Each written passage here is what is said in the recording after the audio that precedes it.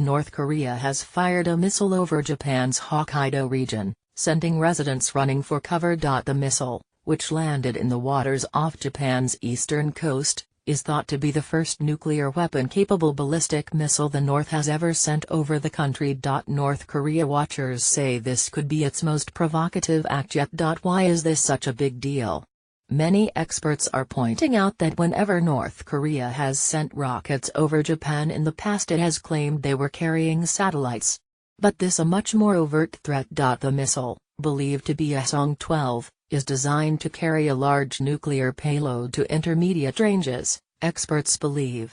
It's extremely bold, it's extremely provocative, and it's something that is prohibited under international law. Dr. John Park, from the Korea Working Group at the Harvard Kennedy School, told the BBC, "Enable it in your browser or download Flash Player here.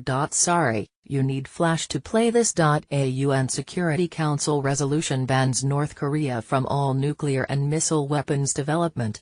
Christopher R. Hill, a former U.S. ambassador in East Asia and the former U.S. negotiator with North Korea, called it the most serious #NK missile launch yet on Twitter. "Enable it in your browser or download Flash Player here. Sorry, you need Flash to play this." Ankit Panda, from The Diplomat, agreed, writing, "Tuesday's launch is perhaps the most provocative single ballistic missile launch North Korea has carried out in its near 3 decades of missile testing."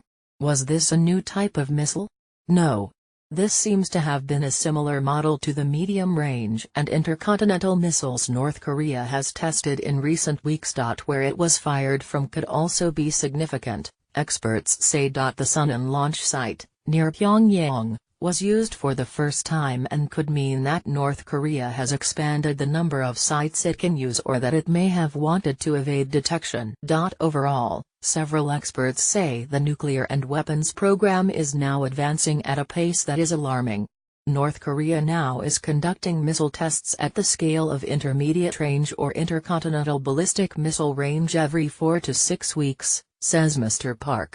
That is startling by any standard, and especially for a country that is usually underestimated in terms of its capabilities. What does this mean for diplomacy?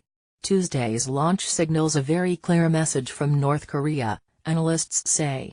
They want to make the point that they're going to go ahead with their missile program and their nuclear weapons programs unhindered by international pressure. Doug Paul from the Carnegie Endowment for International Peace told the BBC, but it may be telling that the North chose to fire over Japan and not towards the U.S. Pacific territory of Guam, something it had threatened to do earlier this month. If the North Koreans tested near Guam, that would put a lot of pressure on U.S. President Donald Trump to respond. "I think because this is Japan it gives Trump an out," says Robert Kelly, political science professor at Pusan National University in South Korea. Despite that, this is being seen by some as a sign that diplomacy and relying on China to take action against its ally do not seem to be working, and a military response might be the only way. A report in the Korea Times cites a U.S. presidential office official as saying the U.S. is now mulling a deployment of strategic assets to South Korea to counter the threat from the North. "This is not going in a good direction," says Mr. Paul.